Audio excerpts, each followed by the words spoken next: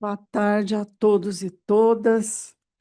Cumprimento o ministro Sebastião Reis, que hoje nos dá a honra da sua presença, desembargador federal Davi Dantas, que é o vice-diretor da nossa escola, o doutor Fabrício Reale Zia, esse nome mesmo? Zia, que é juiz criminal do Tribunal de Justiça do Estado de São Paulo, a doutora Flávia Sayane, que é mestre em Sociologia pela USP, pesquisadora social. Cumprimentos eminentes embargadores aqui presentes, Terezinha Caserta e Marcelo Vieira, que acho que dão a saidinha, mas volta. Advogados, advogadas, nossos servidores e servidoras, juízes e juízas, e todos aqueles e aquelas que nos assistem. Hoje, a escola se sente bastante prestigiada e, consequentemente, o nosso tribunal também, com a presença do ministro Sebastião Reis, que vai nos brindar aqui com uma palestra que intitulou de Olhares sobre a Grade, Dignidade Humana e a Urgência da Inclusão no Sistema Carcerário. Um tema extremamente importante, extremamente atual, e que, por certo, vai nos prender de agora em diante até o final, até a última palavra do ministro e também depois dos nossos outros palestrantes. Eu agradeço, dou as boas-vindas ao ministro, a todos os palestrantes e às palestrantes, e passo a palavra ao doutor Davi Dantas, que é o nosso vice-diretor e coordenador desse evento. Muito obrigado e novamente saúdo a todos e todas aqui. Realmente é um momento muito especial e eu gostaria de, então, fazer um agradecimento muito especial ao ministro Sebastião Reis, que há mais de um ano, né, nós estamos tentando alinhavar as datas de maneira a poder tê-lo aqui, né? Sem dúvida nenhuma é um juiz, né, que se entregou a um trabalho de encarar a atividade jurisdicional de uma forma, uma perspectiva de inclusão e de uma forma de levar que não se acentue por ação do próprio Estado o já sofrimento imanente, né, sobretudo os desfavorecidos, aqueles que dentro do sistema são os excluídos. Então, se há um agente dentro do Estado, né, alguém que está atuando dentro das estruturas, que trabalha no sentido da inclusão, não no sentido de colocar dentro do sistema carcerário, mas no sentido da inclusão, de reconhecimento em relação a quem está nesse sistema. É o ministro Sebastião Reis. Por isso, eu estou muito feliz mesmo, eu acho um momento muito importante para a nossa escola estabelecer dentro desse processo de diálogo. Então, cumprimento aqui especial o ministro. E a Flávia Sayane é uma pesquisadora que ela já esteve aqui presente na nossa escola, no evento sobre psicanálise e direito, trazendo a sua contribuição nessa área da sociologia. Ela vai trazer esse olhar, se há alguém pode trazer esse olhar sobre a grade, acho que a Flávia Sayane vai trazer o olhar da sociedade, o olhar crítico, que vai ser muito importante para acrescentar. E o juiz criminal do Tribunal de Justiça de São Paulo, o Fabrício Realizia, é um estudioso, ele tem livro publicado, inclusive ele foi finalista do disputado Prêmio Jabuti, é isso, né, Fabrício? Um livro exatamente que trabalha sobre o ser humano, a personalidade da pessoa. Então, portanto, é um humanista, é um juiz criminal humanista. Então, com base nisso, eu acho que vai ser um momento muito de aprendizado para todos nós. Então, sem mais, eu gostaria de passar a palavra ao ministro Sebastião Reis Júnior, ele é o ministro do Superior Tribunal de Justiça e, além disso, tem uma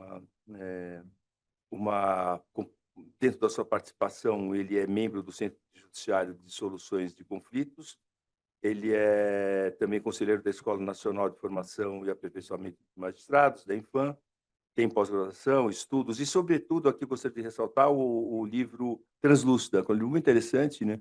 Conjunto de ensaios, né? Em temáticas que envolvem o tema nosso aqui, né? Da inclusão e questão do sistema carcerário, e com o olhar fotográfico. Então, é um diálogo muito fascinante, né? Você lê, você vê a foto e ela dialogar com o texto, né? E esse é o livro que depois vai ter uma roda que a gente vai poder falar mais sobre ele. Então, Com a palavra, o ministro Sebastião Reis Júnior.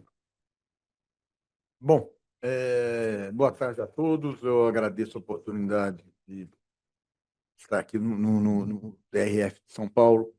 E é um tema muito delicado, né? Porque eu acho que é um tema muito complexo e ele não tem, nós nunca vamos achar uma solução fácil e uma solução única para enfrentar. A ideia aqui, na verdade, é dar um panorama, mas é suscitar os problemas do que necessariamente achar ditar alguma solução, algum caminho. Bom, eu começo aqui trazendo uma frase do desembargador Neviton Guedes, do Tribunal da Primeira Região. Ele diz: quem é ser humano, pois tem dignidade. Assim, o que aqui interessa não impõe a perda da dignidade, nem tem o poder de relativizá-la a circunstâncias como insanidade, necessidades especiais ou criminalidade. Portanto, não existe dúvida, considerando o direito constitucional contemporâneo, no âmbito de uma investigação comparada, que também as pessoas que praticam crimes investigadas, processadas ou já condenadas têm direito fundamental de ver respeitada a sua dignidade. O que me incomoda é que nós estamos em 2025 e nós temos que dizer esse tipo de coisa.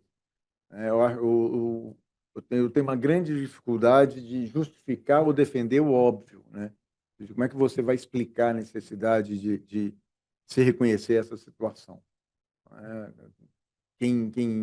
gente vive num momento em que quem é contra esse tipo de coisa, quem acha que bandido bom é bandido morto, quem acha que não tem que se preocupar, que bandido não tem direito a ter uma comida decente, não tem direito a ter um banho decente, não tem direito a dormir de uma forma digna, são aquelas pessoas que gritam mais, né, que falam mais, que berram mais. E eu acho que, infelizmente, esse é o momento que nós estamos vivendo. Eu trago aqui a apresentação, ela está disponível, ou seja, pode ser disponibilizada. A, a, Alguns dados que eu coletei tanto no DEPEN quanto no Anuário Brasileiro de Segurança Pública. As informações, eu acho que são conhecidas pela maior parte das pessoas. Nós temos hoje 670 mil pessoas. Aliás, hoje não, né? Porque uma das grandes dificuldades e uma coisa que eu ainda não consegui compreender é como nós não temos dados atuais. Nós temos dados, normalmente, o DEPEN, os relatórios do DEPEN são sempre de 6 meses atrás. Você não tem se eu chegar hoje e perguntar quantas pessoas existem presas no Brasil, nós não vamos saber. Nós não temos essa informação de uma forma precisa. Você tem aproximadamente isso. Então, nós temos hoje aproximadamente 670 mil pessoas presas, aí dividindo, nós temos 494 mil vagas e um déficit de 175 mil vagas. E aqui eu chamo a atenção para um detalhe, para dois detalhes, na verdade. O primeiro deles é que nós temos cerca de 300 mil mandados de prisão a serem cumpridos.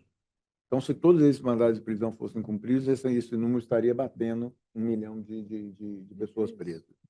E, em segundo, outra coisa que eu entendo relevante, é que essa situação de presos em celas físicas melhorou muito com a pandemia.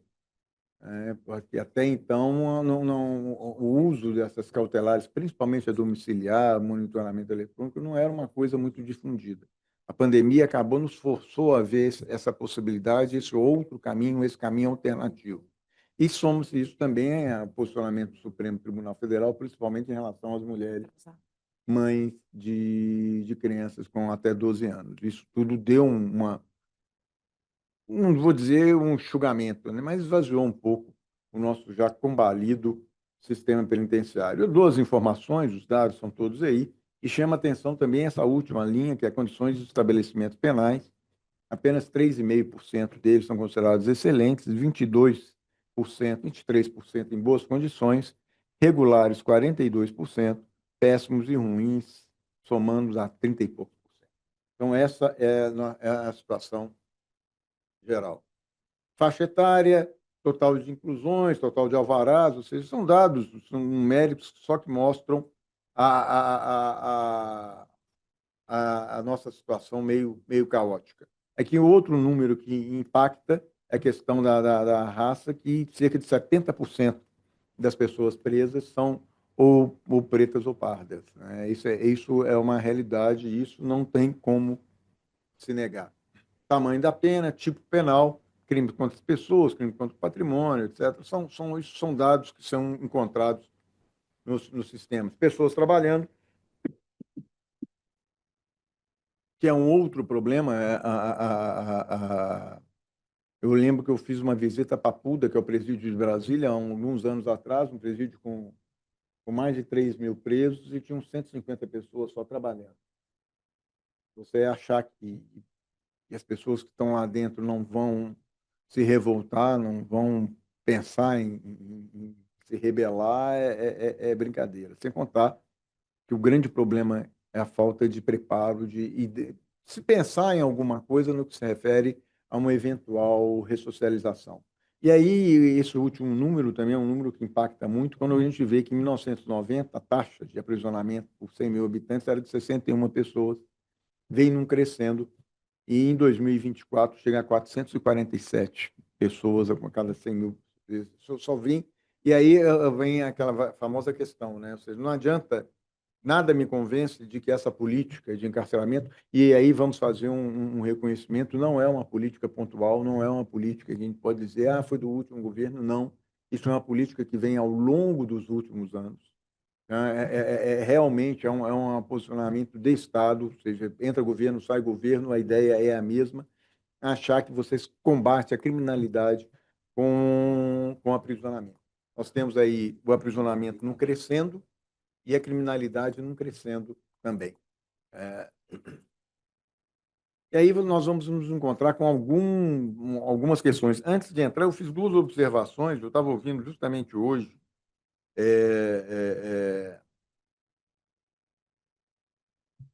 algumas observações que mostram como é que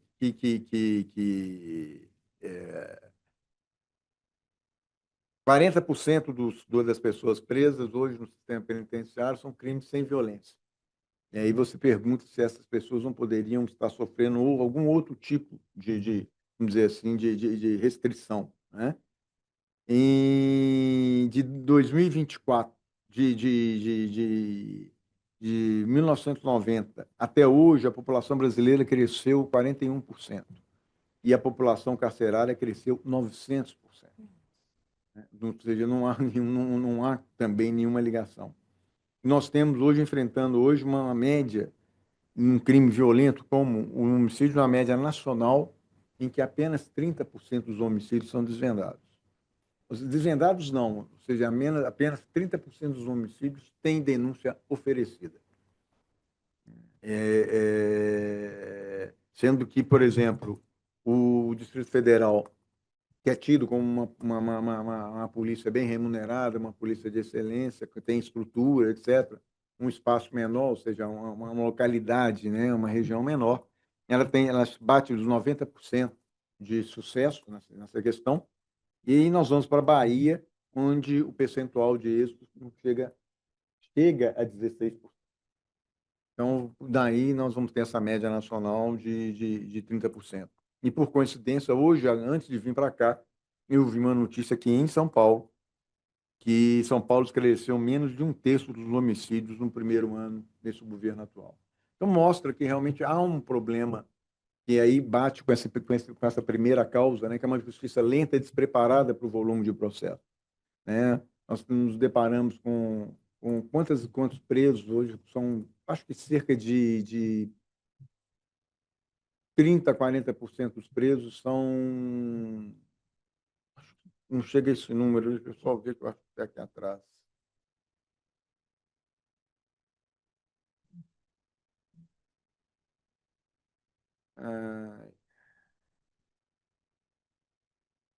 Cadê? Procurados. 27% dos presos hoje são presos provisórios. E eu acho que, por exemplo, a gente fala que lá no tribunal que a gente tem uma vantagem, que a gente tem uma visão nacional, né?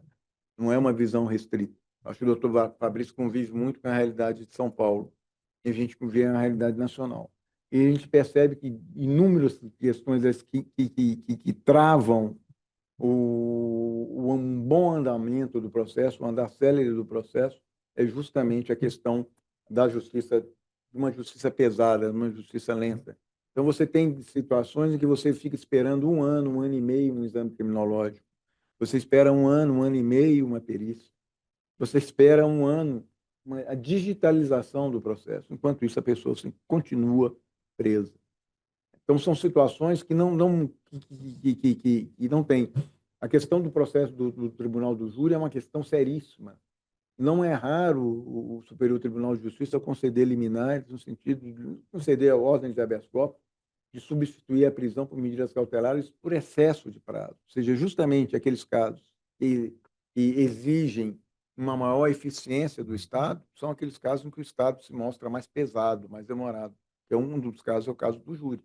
Ou seja, em que nós já trabalhamos com essa baixa efetividade e ainda temos como problema a demora excessiva. Então, nós nos deparamos no Superior Tribunal de Justiça diariamente com processos em que o preso está há 6, 7 anos sem julgamento. Em alguns casos, são 6, 7 anos sem pronúncia, sem sentença de pronúncia, o que nos obriga necessariamente a reconhecer o excesso de prazo e substituir a prisão por cautelares. Em situações, às vezes, situações muito fortes, muito pesadas. Então, eu acho que um dos problemas que nós temos é uma justiça lenta, despreparada. Nós não podemos nos iludir com a justiça dos grandes centros, que ainda tem uma estrutura. Nós temos que pensar no Brasil como um todo, né? Então, nós vamos ver aí não faz muito tempo, eu lembro que eu concedi uma liminar num processo da Bahia, véspera de carnaval, e era de uma liderança indígena, estava para viajar para uma visita ao Vaticano, e o próprio Ministério Público tinha interesse no cumprimento daquela liminar. E me falou, olha, me ligaram, devia ser umas 4h30, 5 horas da tarde, uma sexta-feira, véspera de carnaval, falando, olha, a liminar não foi cumprida ainda. E eu entrei em contato com o Tribunal de Justiça da Bahia, e a informação que eu tive era o seguinte, eu falei assim, olha, o juiz responsável pela comarca, ele acumula 2 comarcas, não são 2 varas, são 2 comarcas. Uma delas que distam 100 quilômetros, cento e poucos quilômetros uma da outra. Ele fica na parte da manhã e uma na parte da tarde em outra. E o que aconteceu é que, quando a ordem chegou, ele já tinha se deslocado para outra comarca. Então, essas são coisas assim que acontecem no nosso dia a dia. Então, mostra que a justiça, efetivamente, ela não está ainda, por mais que ela esteja se modernizando, ela ainda não consegue acompanhar esse volume alucinante de processos que bate às portas todo dia. Nós temos uma polícia despreparada, né? A falta de estrutura material e humana adequada. E aí nós vamos nos deparar com uma coisa que muito me preocupa, a questão desses crimes modernos, né? Os crimes, os cybercrimes, né? Que, ou seja, tem uma complexidade e tal. E eu tenho medo não só do problema da a própria legislação, não, às vezes, né, ela não consegue, não tem a velocidade de acompanhar essa situação, como também as estruturas, não só da polícia, como da própria justiça também, em se adequar ao enfrentamento desse tipo novo de criminalidade. Eu acho que são coisas que preocupam. O foco no combate da pequena criminalidade, principalmente no que se refere às drogas. Sem brincadeira, eu acho que cerca de 60% a 70% dos processos que eu julgo todo dia é essa pequena criminalidade. É o tráfico de esquina. Ou seja, nós passamos sessões inteiras, e agora o Supremo está fazendo a mesma coisa, discutindo o problema da competência da Guarda Municipal, discutindo o problema da legitimidade das buscas e apreensões pessoais, residenciais, veiculares. E isso vai atingir uma criminalidade insignificante dentro do. Não faz muito tempo, o próprio Ministério Público Federal propôs que fosse reconhecida a insignificância no tráfico de cigarro, até uma quantidade, não sei agora se eram 1.000 maços, alguma coisa assim. Porque ela mesma reconheceu, falou assim, olha, dentro do todo isso não é nada, sim, o todo apreendido, mas dentro da quantidade de processos isso é muito. E impede que você realmente invista no combate ao grande tráfico. A gente fica perdendo tempo com esse tráfico pequenininho, aquele tráfico que passa dentro de uma balsa, na beira do rio, ali na região de Foz do Iguaçu. Então, é isso que nós perdemos. Ou seja, a gente fica discutindo todo dia, houve ou não houve justa causa para a pessoa estava numa atitude suspeita ou não estava numa atitude suspeita. E aí você entra em umas discussões. Outro dia eu estava discutindo, a polícia falou que estava na atitude suspeita. Quando você vai, por que ele estava na atitude suspeita? Aí estava empinando papagaio. Aí outro fala assim, por que estava na atitude suspeita? Porque quando ele viu a polícia, ele se sentou. Mas se ele fica em pé e corre, ele está em atitude suspeita. Se ele senta, ele está em atitude suspeita. O que é atitude? E a gente fica perdendo tempo nesse debate, nessa discussão, que tem muita importância, é claro, para a parte que está envolvida. Mas dentro de um todo, ou seja, dentro do combate à criminalidade, isso não é nada. Porque, normalmente, a droga apreendida, primeiro quando o Supremo Tribunal Federal enfrentou isso e firmou uma tese dizendo que essas questões de que a necessidade de uma causa objetiva para justificar essa busca, esse que eu chamo, né, de baculejo, foi feito um levantamento que menos de 1% das ações da polícia tem êxito. Ou seja, conseguem aprender alguma coisa. E quando aprende, assim, 15 gramas disso, 50 pedras de crack, 10 gramas de cocaína, ou seja, não é nada, nada, nada, nada, nada. E aí, mas toda a máquina é movimentada para atender esse tipo de situação. Então, eu acho que um dos outros problemas é justamente isso, ou seja, o foco no combate da pequena criminalidade. Isso não vai afetar em nada, você não vai estar combatendo a criminalidade, pelo contrário, você vai estar, na verdade, fornecendo mão de obra para a grande criminalidade. Porque acho que hoje todo mundo sabe, uma pessoa que entra no presídio, se ela não tem uma ligação direta com uma organização criminosa, ela necessariamente, até para a questão de sobrevivência, ela vai passar a ter. Isso é uma realidade. Resistência à audiência de custódia e a políticas de controle da atividade policial é outra coisa que eu não consigo entender também. Quando as audiências de custódia surgiram, houve uma repercussão negativa muito grande, tanto no âmbito do Ministério Público, quanto no âmbito da própria magistratura, e eu nunca consegui compreender o porquê disso, sendo que ali é uma oportunidade do magistrado fazer o primeiro crivo, né? Separar o joio do trigo. Hoje, eu acredito, a questão já está um pouco mais superada, até porque já houve já há legislação que cuida disso, há precedentes, etc. Mas você também tem essas políticas de controle da atividade policial, essa resistência ao uso de câmara corporal, por exemplo. É uma questão, vários dessas que eu falo, vários desses debates que nós temos hoje, se havia ou não havia uma atitude suspeita, eles esses debates deixariam de existir se você tivesse um registro da ação policial. Agora, por que a polícia resiste?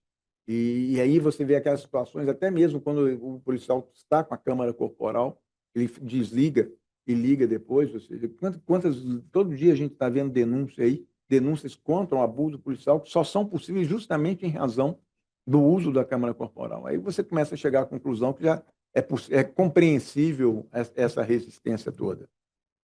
A resistência do uso de cautelares alternativas, né? A prisão sempre é a escolha primeira, e incomoda muito quando você vê situações justamente essa baixa criminalidade, aquele que foi pego, como você ainda vai ter uma discussão, até uma discussão bem viável, que tem cada vez mais acontecendo, se é tráfico, se é posse, se é uso próprio, se não é, a solicitação normalmente em regra é de prisão. Já há um pedido quase chapado de prisão e há uma decisão quase chapada também autorizando a prisão, né? Sem que haja esse controle. Tudo isso vai atravancando não só o sistema penitenciário, como o próprio judiciário.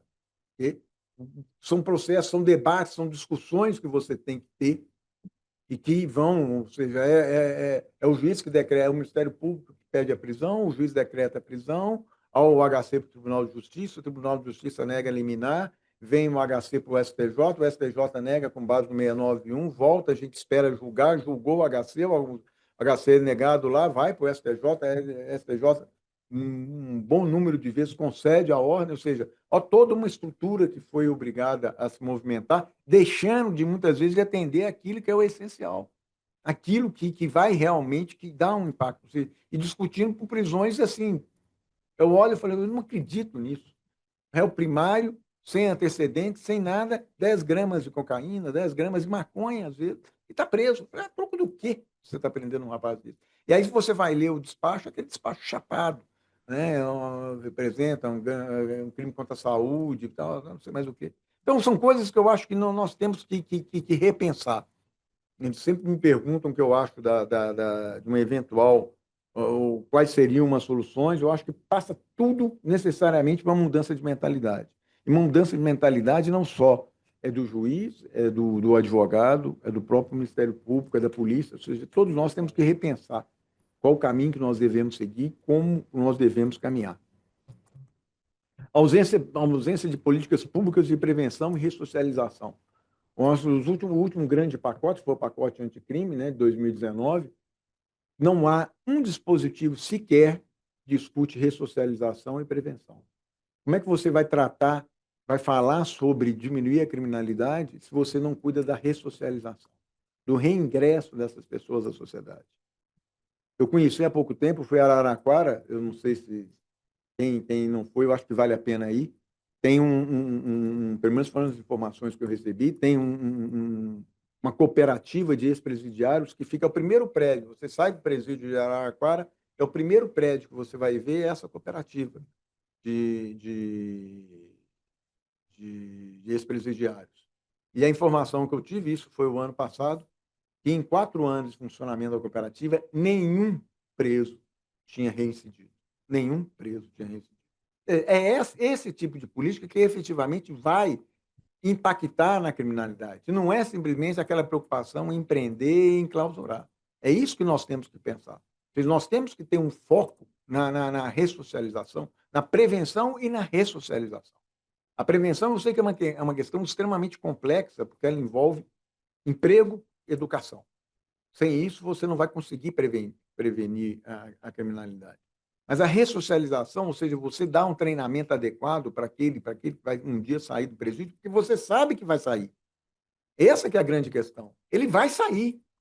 Não adianta você achar, por mais que você, vou tornar isso hediondo, vou dificultar a progressão, eu vou aumentar um pouco a pena, mais cedo ou mais tarde aquela pessoa vai sair do presídio.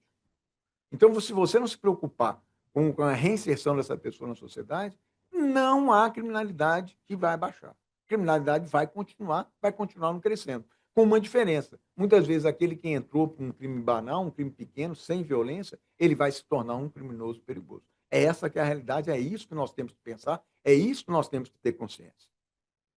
O MP não presente no controle da atividade policial. Ou seja, uma das funções do Ministério Público é o controle da atividade policial.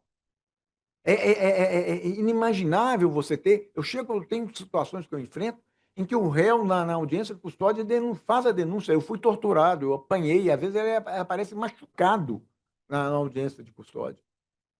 E nem o Ministério Público e nem o juiz ali presente tomam qualquer atitude. Aquilo que a polícia diz é assumido como verdade absoluta. E aquilo vai chegando até chegar ao tribunal. É o suficiente.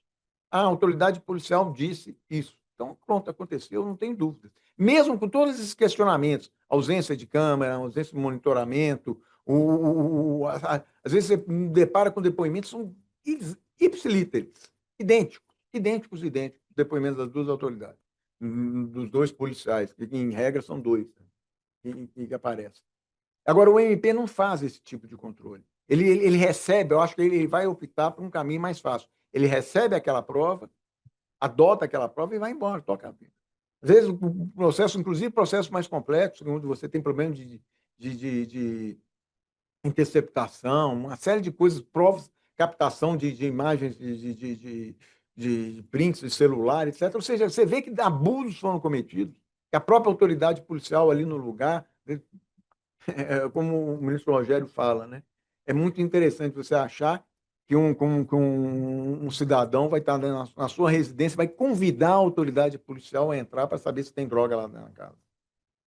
É achar, não. Aí você vê no depoimento, não, nós somos convidados a entrar. Ele ofereceu a casa. Gente, pelo amor de Deus, achar que isso acontece espontaneamente, quem é? Nós, quem é de nós vai oferecer a autoridade policial para vem cá tomar um cafezinho, ver se tem alguma coisa aqui dentro. Né? Eu acho que são situações que nós temos que ser realistas. Nós não podemos caminhar nisso. E eu acho que um dos grandes problemas hoje é essa omissão do Ministério Público. Nós anulamos todos os dias processos em razão de vício na obtenção de prova. E em todos esses casos, o MP não só endossou aquela prova, como muitas vezes ela, dentro do Superior Tribunal de Justiça, recorre e tenta fazer prevalecer aquele tipo de prova. Não faz muito tempo, acho que vocês devem ter visto, eu julguei no tribunal, cerca de 2 semanas, aquele caso, famoso caso Evandro, lá do Paraná. Aquilo quando você se depara com aquilo lá, foi o que eu disse na sessão de julgamento. Há uma carta do secretário de Justiça, secretário do Estado do Paraná, aos presos pedindo desculpas pelo que estava acontecendo naquele momento.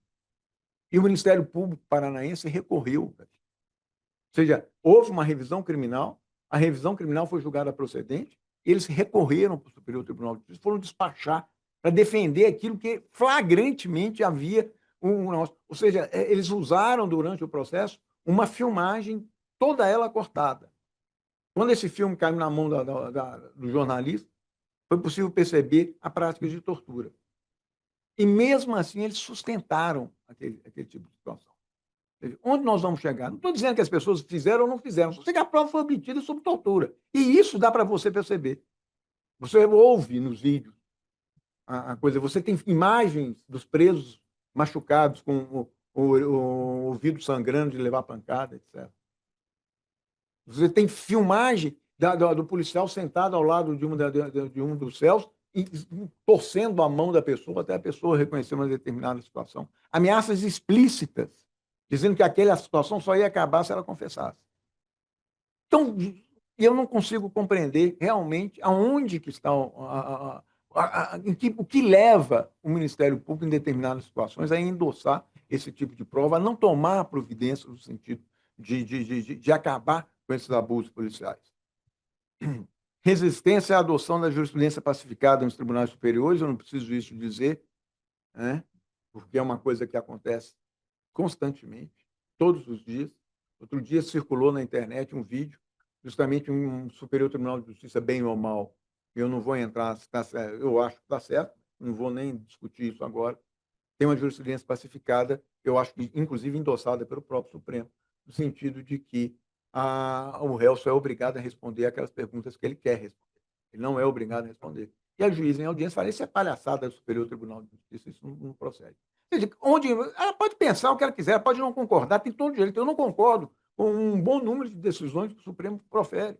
Agora, o Supremo decidiu, pronto, acabou. Por que eu vou ficar batendo boca com isso?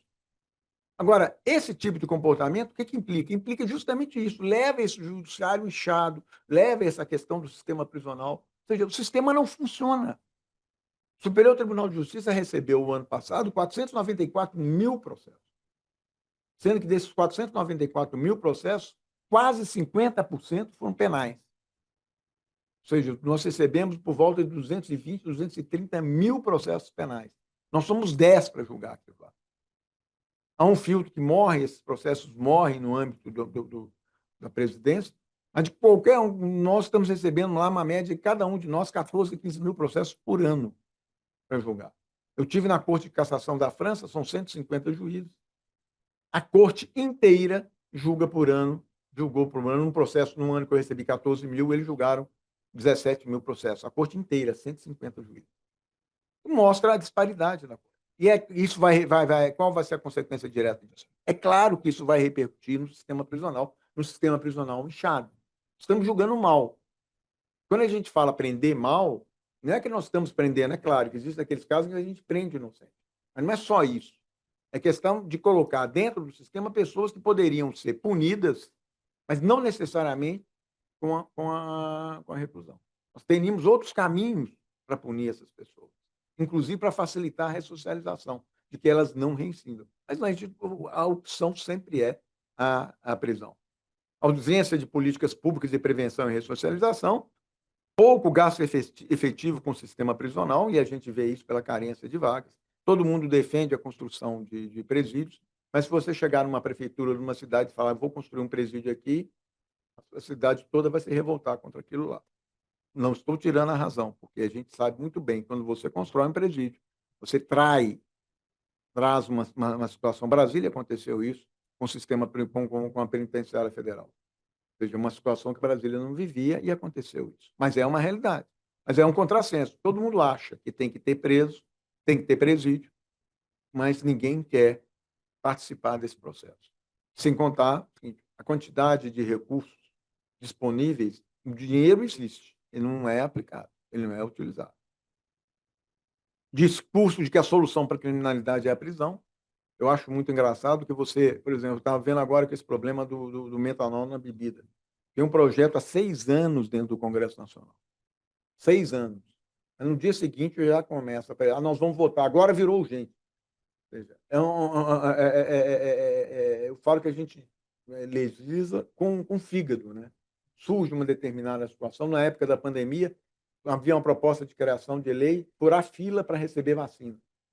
Você sabia que era uma situação toda ela pontual, mas queria criar, ou seja, crime, crime, crime. A gente vai para o direito ambiental, vai para o direito tributário, ou seja, a gente vê nitidamente que a criação de crimes, determinados crimes, ele tem como objetivo é suprir a inércia, ou seja, a omissão do Estado, a falta de estrutura do Estado no fiscalizar.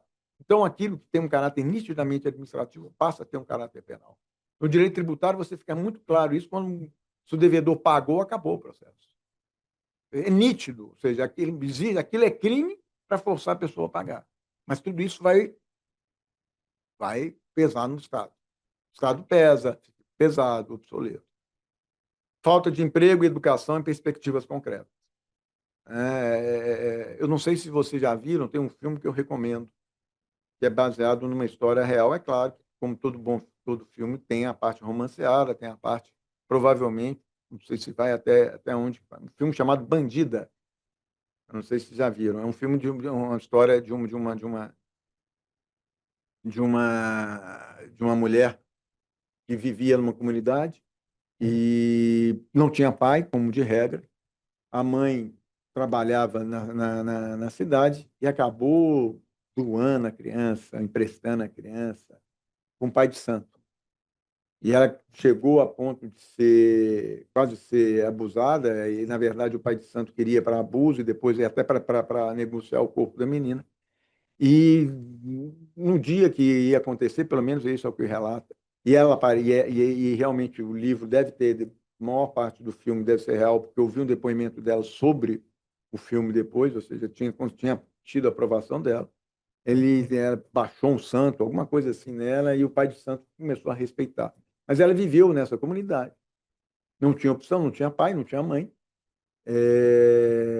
Se apaixonou por um traficante, conviveu com esse traficante foi morto, foi assassinado, e ela assumiu a organização do crime, no lugar do traficante, cometeu diversos crimes, aquele negócio todo, até um dia em que a organização, ou seja, o grupo que ela chefiava, acabou sendo vítima de uma tocaia policial, foi dizimado, aquele negócio todo. Hoje, ela escreveu, ela se desvinculou do crime, não está mais, né? Conseguiu sair desse caminho. Mas mostra, ou seja, o que acontece com provavelmente centenas, se não milhares de pessoas. Você achar uma criança que mora numa comunidade, não tem pai, tem uma mãe que trabalha 20 horas por dia, e essa pessoa, que a referência dela é o chefe da criminalidade que mora ali.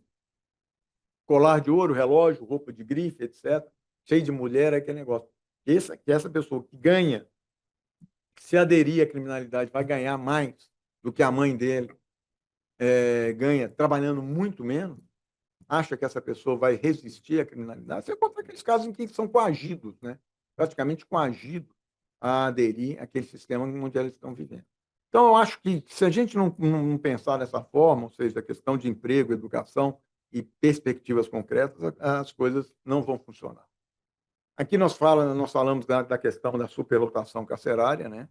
E aí cita o exemplo da questão Carandiru, que fez inclusive, fez aniversário agora.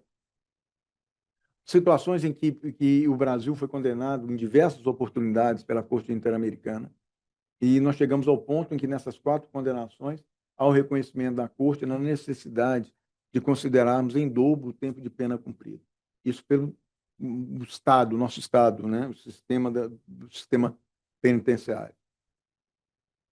E aí eu trago essas decisões, Pedrinhas, Instituto Penal Plácido de Sá Carvalho, Complexo Penitenciário de Curado e Unidade Socioeducativa do Espírito Santo. Eu acho que quando a gente fala no Espírito Santo, eu não sei se vocês se lembram ainda, uma discussão grande que teve, que eram os presos que eram recolhidos em container. Agora, você já imagina você ficar no container num sol de 35 graus. O que é aquilo lá? Mas era o sistema que vivia. O CNJ criou, em 2018, o programa Justiça Presente, que passou a ser chamado de Programa Fazendo Justiça. Agora nós estamos com pena justa, né? Que é uma tentativa de alterar, de dar um novo olhar para essa questão do sistema penitenciário. Decisões do STJ, ou seja, o STJ já reconheceu a aplicabilidade dessas instituições da Corte Interamericana de Direitos Humanos. Eu cito aqui os números do processo, tanto no Instituto Penal Plácido de Sá Carvalho, tem 2 decisões, o curado, eventualmente ainda aparecem algumas decisões nesse sentido, com uma recusa de submeter a essas decisões. E aqui eu trago um exemplo, eu tive há pouco tempo, no início do ano, eu tive em Hong Kong e fui conhecer um antigo presídio de Hong Kong, e aí eu tirei umas fotografias e esse texto que estava escrito, justamente que vem com aquela questão da reabilitação. Educação, treinamento vocacional, reabilitação de drogas, trabalho produtivo remunerado e casos de recuperação para reintegração são programas de reabilitação aprimorados que vêm remodelando as práticas penais desde a década de 80. Em 1984, a Balwin House, localizada nesse local, se tornou a primeira casa de recuperação a apoiar a reinserção de mulheres infratoras na sociedade. Um emblema do serviço com o lema We Care podia ser encontrado em todo o hall antes da restauração arquitetônica. Ele significava uma fé na capacidade de reabilitação da prisão com base em cuidado e supervisão. Essencialmente, a força de vontade dos presos e o senso de que a vida está indo em uma direção positiva são críticos para a autorrenovação. No entanto, se a estigmatização prevalece, como o sistema promove a motivação para alcançar algo positivo? Isso está escrito na... E a gente mostra, ou seja, em que pese todo esse debate, essa discussão. Então. Essa notícia é de agora. A Ordem dos Advogados do Brasil, seccional Tocantins, ingressou com ação civil pública denunciando o estado de coisas inconstitucional nos presídios do Estado. E o relato por parte do município de Palmas.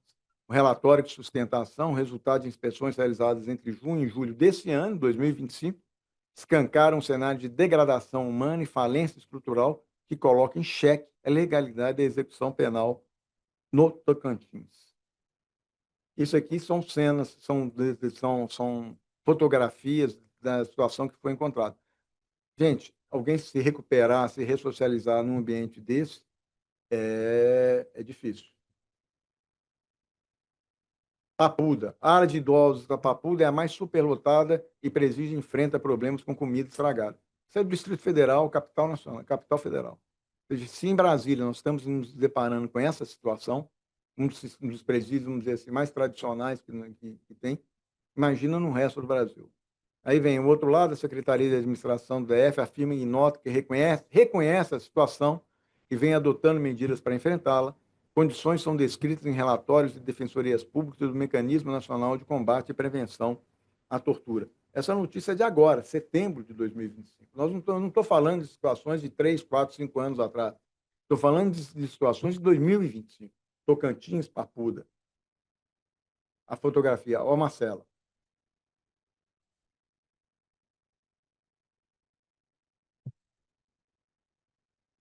Aqui, curado. Eu acho que não precisa falar muito mais, né? Eu acho que as fotos mostram por si o que está acontecendo com... Eu não sei se ainda está no YouTube, eu assisti no YouTube há uns anos atrás, não sei se ainda está, o Presídio Central de Porto Alegre. O nome é um documentário que mostrava a situação. Era assim, esgoto ao céu aberto, rato, não sei mais o quê. O presídio não tinha mais, as celas não tinham porta, porque se tivesse porta nas celas, as pessoas não iam ter onde ficar. Então eram as alas. Então, a única porta que tinha era uma determinada ala, a porta estava lá, na ala, e o resto tudo aberto. As pessoas viviam lá, ou seja, dormiam nos corredores, dormiam onde podiam. Nós chegamos ao ponto de reconhecer como passivo de remissão o exercício de chefia de ala, que é um trabalho informal dentro do presídio. Mas é aquela pessoa que é o chefe, né, da ala que garante a paz dentro daquela. Nós tivemos que reconhecer isso, ou seja, aquela pessoa que exerce, que efetivamente exerce aquela chefia, aquele controle, ela passa a ter direito à remissão. Plácido, a gente vê essas situações. Eu fui na Colmeia, em Brasília, há 5, 6 anos atrás, e eu via presas dormindo no forro da cela. No forro da cela. Elas não tinham essas grades que nós estamos vendo aí, não. Eram portas fechadas com aquelas janelinhas. Essa era a circulação de ar que entrava dentro de uma cela. E aí vem o contraponto, né? Eu acho que da mesma forma que eu falei da questão do trabalho que está sendo feito em Araraquara, eu citei só como exemplo, acredito que outros estão sendo feitos no Brasil também. Eu não sei se os senhores conhecem as APACs. As APACs é uma coisa que predominantemente hoje só existe em Minas Gerais. Nós temos 53 ou 54 no Brasil e 47 existem em Minas Gerais. Eu tive o prazer de conhecer 4 dessas APACs. A APAC de Belo Horizonte, a APAC feminina em Belo Horizonte, masculina e feminina em São João del Rei e a de Lagoa Santa. E eu fiquei impressionado com o que eu vi. É uma coisa extraordinária. É um sistema de autogestão. Você não sabe quem é preso, quem não é preso, porque eles são identificados com crachá, com o nome e vestem roupas normais. Eles não usam uniforme policial. É um presídio onde não tem arma lá dentro. Não tem cela de castigo. Então, uma coisa como que eu assisti essas APACs que eu conheci, a coisa que é mais interessante é que todas as celas de castigo tinham sido transformadas em celas religiosas, ou seja, com Bíblia, com um lugar de reflexão, de pensamento, com portas abertas, sem grade, sem nada. Quem fica com a chave da cela são os próprios presos. Ou seja, tem uma presa. Em São João del Rei, eu vi uma situação que são as coisas interessantes. Todo preso é obrigado a estudar e a trabalhar. São só presos que estão cumprindo pena definitiva, não são presos com provisórios. E com detalhe, presos, inclusive, com 20, 30 anos. Eu pensei que eram só presos que não teriam cometido crimes violentos. Não. Eu conheci homicidas, conheci presas condenadas por latrocínio, etc., que estavam cumprindo pena lá. Um desses homicidas que eu conheci, hoje eu conheci ele fazendo trabalho voluntário na PAC de São João del Rei. Hoje ele é mestre em educação pela USP de São Paulo. Ele fez todo o curso preso, fez o mestrado, ele é mestre em educação e hoje ele faz um trabalho. E aí eu vou mostrar as fotos. Vocês viram aquelas fotos? Isso é a PAC de São João del Rei. Isso é tudo feito pelos presos. A PAC de São João del Rei é uma fazenda, ela não tem muro. É uma coisa mais impressionante que eu já vi na minha vida. Ela não tem muro. Ela tem aquela cerca que toda fazenda tem, cerca de arame farpado. Aliás, nem arame farpado, arame liso. É a cerca. Lá você tem criação de porco, você tem criação de peixe, você tem horta, você tem fábrica de cimento, você tem fábrica de tijolo, você tem marcenaria. As celas, não existe excesso de presos, cada cela tem lugar para 6 pessoas, só podem ficar 6 pessoas, mas é um rigor, ou seja, isso tem há uma influência religiosa muito grande, tá? Não tem como negar, e é um sistema muito rígido, muito rígido. Inclusive, há um controle, há um comitê de presos que, quando percebe que alguém está fora do sistema, são eles que vão à direção do presídio e pedem, devolvam esse cara para o sistema convencional. Ele está fora das regras aqui dentro. Isso aí na PAC de São João del Rei, a PAC feminina, isso são as celas, ou seja, todas assim. A PAC feminina de Belo Horizonte parece um colégio. Você vê que como se fosse um colégio. Eu entrei aí e falei, eu estou dentro de um colégio.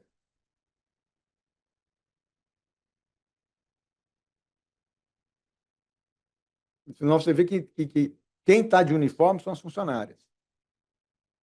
As presas estão todas com roupas normais. O engraçado que eu fui fazer nesse dia, eu acabei fazendo uma sessão de fotos com ela. Elas vinham na cela, trocavam de roupa, voltavam com outra roupa para tirar outra foto, não sei mais o que e tal.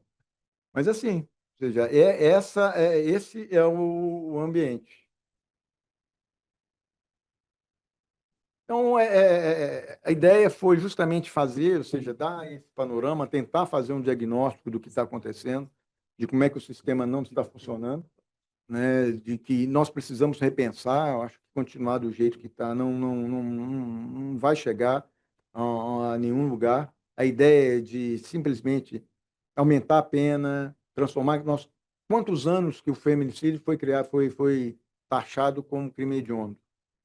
Repercutiu de alguma forma na criminalidade? Nada. Então, entendo a necessidade de um rigor, mas achar que esse rigor é o que vai solucionar a criminalidade, eu acho que é um grande erro. Eu acho que nós vamos ouvir agora o doutor Fabrício, né? Acho que vamos ter mais tempo, mais pessoas que têm talvez mais condições do que eu para falar.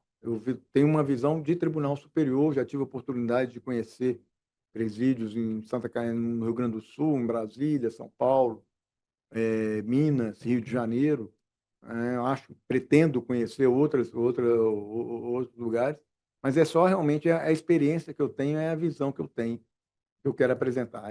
Daqui a pouco a gente vai falar sobre o Translúcida, e foi um encontro que eu tive com presas transexuais no presídio de Pinheiros, aqui em São Paulo. E uma das coisas que mais me impactou foi a presa virando para mim, falou assim: olha, a minha grande preocupação é saber o que vai ser de mim quando eu sair daqui. Porque eles já são pessoas que têm o estigma de serem. Normalmente, por exemplo, nesse caso específico das presas transexuais, você tem um problema que todas elas, praticamente todas, são abandonadas pela família, são rejeitadas pela família. Então, elas não têm um apoio familiar. Elas têm um estigma de serem transexuais e, junto com isso, o estigma de serem ex-presidiários. Então, você imaginar que uma pessoa dessa vai conseguir, fora do sistema, sobreviver nos dias de hoje, viver numa utopia. E todas elas têm essa preocupação, não adianta você. E uma delas me falou, eu saí daqui, voltei, tentei roubar, não consegui, fui para a prostituição, não foi suficiente, acabei voltando para cá. Porque não tem caminho, não acha emprego, não acha nada. Então, acho que essa conversa, esse diário que eu tive com ela, simplesmente mostra tudo isso. Se não pensarmos num caminho de ressocialização, de reinserção dessas pessoas na sociedade, não há como achar que a criminalidade vai reduzir, que a criminalidade vai diminuir. Sem contar, é claro que a gente sabe muito bem, o envolvimento da família. Quando uma pessoa dessa entra no sistema, muitas e muitas vezes a própria família é carregada para isso. Mãe, quantos casos a gente julga de mães, esposas, filhas que são presas ao tentar levar a droga para dentro do presídio. Elas levam, tem um motivo, né?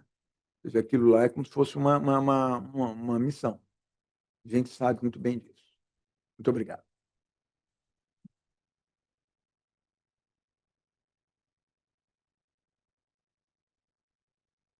Agradeço aqui mais uma vez a palestra do ministro Sebastião Reis. Eu não tenho certeza que vocês também talvez compartilhem. Eu raras vezes eu vi palestras, eu na carreira da magistratura, uma sinceridade, uma franqueza, uma capacidade de descrição com sensibilidade tão grande quanto essa que o ministro Sebastião Reis coloca. Por isso que foi um momento muito grande aqui, está sendo um momento histórico até aqui, né, dessa visão. Então, nós vamos ouvir agora aqui o juiz criminal do Tribunal de Justiça de São Paulo, Fabrício Reale Júnior, e eu conheço já o doutor Fabrício há alguns anos, ele é juiz aqui do nosso tribunal, ele ocupa, por umas coincidências de designações, varas na Justiça Criminal e cuidam de casos que acabam tendo grande repercussão em São Paulo. Não sei por quê, o doutor Fabrício daqui a pouco vai explicar por que ocorre isso. Ele tem obras publicadas, tem um livro que foi finalista do Jabuti, que é o livro Arqueologia da Personalidade.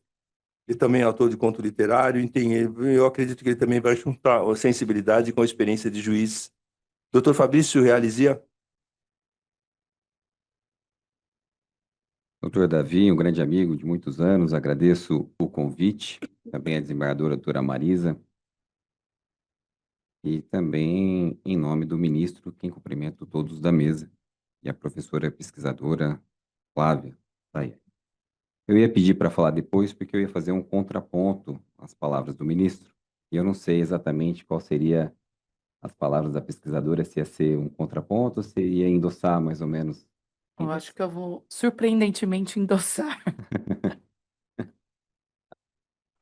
Então, vou pedir, senhor ministro, liberdade, aproveitar a experiência particular, que o senhor trouxe uma experiência, nós dois mineiros, o senhor trouxe a experiência de Brasília, a grande experiência que o senhor tem, já filho também de ministro, e eu vou trazer a minha experiência particular de São Paulo, como 20 anos juiz aqui, passando por cidades pequenas como Serra Negra, e o índice de criminalidade lá é uma das melhores do estado de São Paulo. Lá eu era juiz do júri e tinha ano que eu não fazia nenhum júri, nenhum homicídio na cidade durante um ano. Então, vim dessa realidade de Serra Negra para agora a grande capital São Paulo, que aqui a situação é um pouco diferente. Então, isso me permitiu ter uma visão particular, não uma visão geral do país, mas particular, especialmente dos problemas de São Paulo e das soluções que encontramos para certas coisas funcionarem, outras coisas ainda precisam ser lapidadas. Quando o senhor estava falando, senhor ministro, eu peço até a licença acadêmica para fazer o contraponto ao senhor. Eu anotei bastante pontos aqui que o senhor trouxe, justamente para fomentar o debate. O senhor, eu vou lembrar só das palavras de Beccaria, ele propõe que não adianta muito a gente ter penas grandes penas, enforcamento, morte, etc., se a pessoa que pratica o delito, ela tem uma grande chance de sair impune. Seria melhor pequenas penas, mas efetivas, que a pessoa sabe que vai cumprir aquilo. Isso cria uma inibição social muito maior do que grandes penas. Então, a partir disso, eu fiz algumas anotações, vou pontuar umas 5 anotações. O senhor traz aquele exemplo, acho que é um filme de Bandida, que eu não assisti, mas de um problema social que isso ocorre com frequência. A pessoa com uma família fragmentada, desestruturada, ele acaba sendo uma das únicas opções, o delito, e vai para o delito, seja o tráfico de drogas ou, a partir disso, outros delitos maiores. E o senhor apregou que não é só a prisão que funciona, que a ressocialização é uma tarefa de base, seria necessária. Mas eu pergunto, e quando a ressocialização falhou, nesse caso da bandida, virou um problema social e um crime de verdade? Aí prendemos ou não? É uma prisão adequada, uma prisão qualificada ou não? Porque se não combatemos daí com a prisão, a gente vai combater com o quê quando já ocorreu o problema? Aí eu trago a experiência minha particular de Serra Negra. Quando para os presos em situação de prisão domiciliar e os presos em regime aberto que tinham que cumprir em casa, a gente percebeu que muitos desses saíam nos momentos que deveriam estar presos em casa, saíam na rua e praticavam delitos. E eu pedi uma fiscalização mais efetiva da Polícia Militar e da Guarda Municipal, que fosse na residência e verificasse se de fato a pessoa estava lá porque ela tinha que estar presa. E teve até reclamação a partir disso, mas foi validado. E a polícia foi e verificava se ele estava lá. E os casos que não estavam, eu regredia para o regime aberto, para o semiaberto. E essa fiscalização espalhou e a criminalidade caiu mais ainda em Serra Negra. Ou seja, uma fiscalização efetiva da pequena pena originou numa melhora social muito expressiva. Então, a fiscalização também seria um dos pontos que eu trago aqui na visão que eu tive da experiência.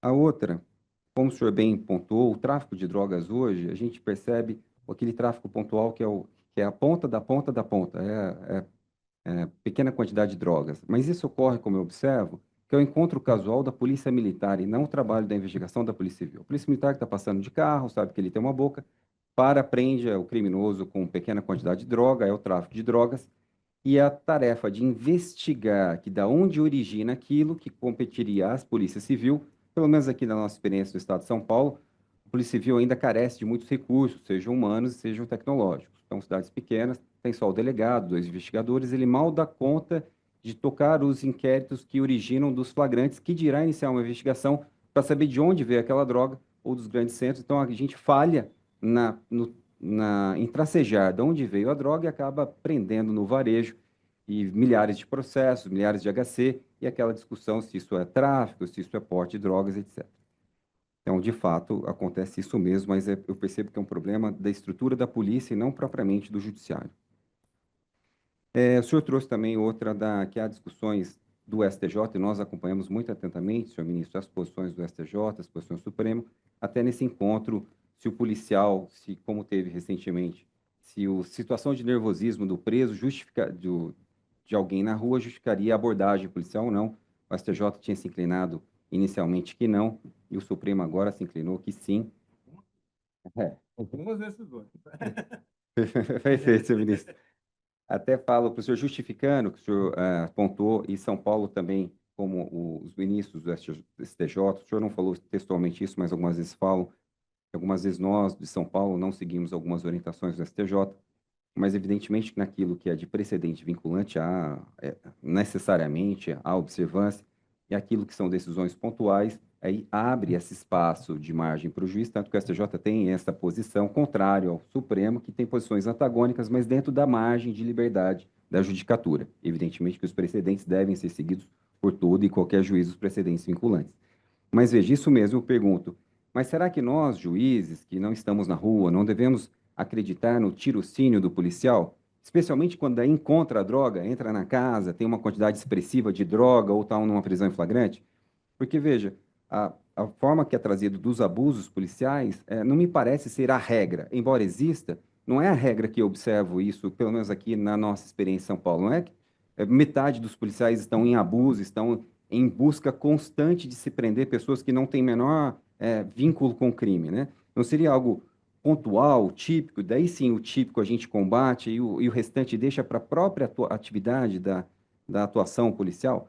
Então, são essas as indagações, reflexões, ministro, se o senhor me permite, que eu trouxe para esse debate, sendo juiz criminal, estando agora aqui na vara em São Paulo, tendo passado por varas do interior, essa experiência que eu trago pontual de São Paulo, são essas reflexões que eu trouxe fazendo um contraponto às ponderações de Vossa Excelência. Obrigado, viu? Obrigado.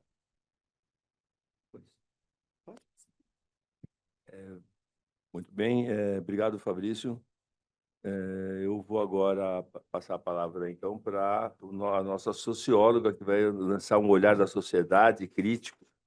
Aqui, a Flávia Sayana, ela é pesquisadora e ativista do movimento Coletivo por Nós, é professora da Rede Municipal de Educação de São Paulo, da Prefeitura de São Paulo, é mestre em Sociologia pela nossa tradicional aqui, FEFELESH, da USP, que a gente chama FEFELESH, graduada em Relações Internacionais na Unesp e pesquisadora assim, em várias áreas, particularmente, inclusive, o livro publicado que ela tem, até, aliás, dissertação, né, que será logo em breve um livro, né, que é sobre a questão que envolve o encarceramento feminino e efeitos societários do encarceramento.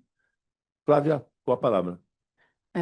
Boa tarde a todas, todos e todes. Eu vou dividir aqui minha fala em 2 momentos, vou tentar ser breve. Eu preparei uma fala que, como eu disse, surpreendentemente e muito me alegra, que está ao encontro do que disse o ministro, de denúncia desse sistema prisional que, assim, acho que é chover no molhado dizer que não recupera ninguém, e algumas reações às falas.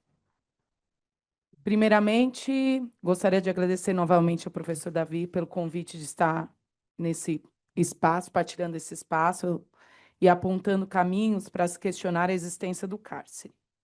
Antes de iniciar minhas colocações, vou dizer o lugar que eu falo. Sou uma pesquisadora abolicionista penal e militante em um coletivo fundado por 2 mulheres negras sobreviventes do cárcere, as irmãs Meire Gelo e a Abate Agelo. Nesse coletivo, acolhemos mulheres materialmente, afetivamente e com assistência jurídica que estão no cárcere ou que passaram pelo cárcere. A minha pesquisa na USP, ela se intitula Tecendo no Fio da Navalha, Mulheres Sobreviventes do Cárcere, Redes de Afeto e Cuidado, e versa sobre a importância das redes tecidas por mulheres que passaram pela prisão para que possam habitar as ruínas da vida pós-cárcere. Então, ainda já a minha primeira manifestação, que não está no texto aqui, mas sobre isso, né? Não somente as mulheres trans e travestis que já são abandonadas pela família, as mulheres em si, isso é bem sabido, que têm menos visita, né? tem menos familiares que vão receber na saidinha, pelo próprio papel, essa questão do gênero mesmo, né, do que se espera de uma mulher, que o crime é algo que está muito mais longe do gênero feminino do que o masculino. Devo sublinhar que nos referimos às pessoas que passaram pelo cárcere com o termo sobreviventes, como uma escolha política para marcar nosso posicionamento de que a prisão em si é uma violência perpetrada pelo Estado, que tem sua duração mesmo depois da pena cumprida. Esse texto foi escrito coletivamente com minhas companheiras de militância do Coletivo Por Nós. Os corpos encarcerados passam por diversas violências, sendo a própria privação de liberdade o primeiro delas. Por essa razão, a minha primeira colocação, partindo desse lugar da lutante prisional e dos abolicionismos, a prisão já fere o 3º artigo da Declaração dos Direitos Humanos, que diz que todo indivíduo tem direito à vida, à liberdade e à segurança pessoal. Sob a tutela do Estado, nas prisões, além da óbvia privação de liberdade, as pessoas não têm garantidas nem a segurança pessoal e nem a vida. Daí, a minha crítica a esse nome dúbio da mesa de inclusão, né? Porque pode, quando deveríamos estar falando sobre desencarcerar as pessoas. Recordo-me da ocasião de uma ação de acolhimento do Coletivo Por Nós, em um dia de retorno da saidinha, em que 3 senhoras, missionárias de uma igreja pentecostal, nos disseram: ninguém nasceu para viver nas grades, nem passarinho, quanto mais ser humano. O clichê de que a prisão não ressocializa é confirmado pelo ponto de vista de que ela só chega em lugares em que o Estado não chegou antes, com educação, saúde e cultura. Não é possível ressocializar quem sequer foi socializado. Entendem os movimentos antiprisionais. Muitas das pessoas que estão em cárcere têm seu primeiro encontro com o Estado através da polícia e das grades. Inclusive, quando a gente fala de documentos. A gente tem um caso que a gente acompanhou de uma mulher filha da Cracolândia, ou seja, uma mulher que já nasceu na Cracolândia, que não tem documento de identidade, mas tem número de matrícula. Então, quando essa mulher sai da prisão e some, a gente não consegue localizar, porque ela não tem esse rastro da cidadania, mas ela tem um número de matrícula.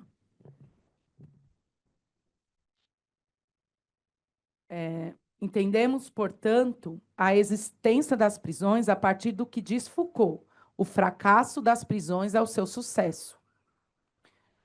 O relatório produzido pelo Mecanismo Nacional de Prevenção e Combate à Tortura, divulgado ano passado, denunciou diversas práticas de torturas nas unidades prisionais do Brasil. E, no caso das mulheres, abre aspas, desassistência material e de saúde, além de situações de violência moral contra gestantes e mulheres com bebês aprisionadas em condições degradantes. No sistema socioeducativo, foi identificada a precariedade das instalações, a falta de atividades educativas adequadas e o uso de metodologias punitivas que podem caracterizar bullying institucional, além da presença inadequada de agentes socioeducativos masculinos nas unidades femininas. Reportagem publicada pela Ponte Jornalismo em 5 de setembro de 2025, há um mês, denuncia a situação de abandono ginecológico pela qual passam as mulheres em situação de cárcere, com, abre aspas, acesso precário e consultas, exames e até absorventes, enfrentam sangramentos prolongados, menopausa sem atendimento e impactos na saúde mental, contando com um ginecologista para cada 1.214 mulheres. E aí, né, assim, se a gente falar nós mulheres, a gente menstrua o mínimo que a gente quer tomar um banho, né? Mas nas unidades a água é fechada dado o momento do dia. Se você tem uma hemorragia, que pode acontecer 8 horas, 9 horas da noite, você não toma banho. Diante disso, aproveito o espaço para listar algumas das violações que nós, o Coletivo Por Nós, estamos acompanhando. Então, questões ligadas à saúde, por exemplo, o CPP do Butantã está com uma infestação de percevejo, a unidade feminina. Os percevejos estão dentro dos colchões.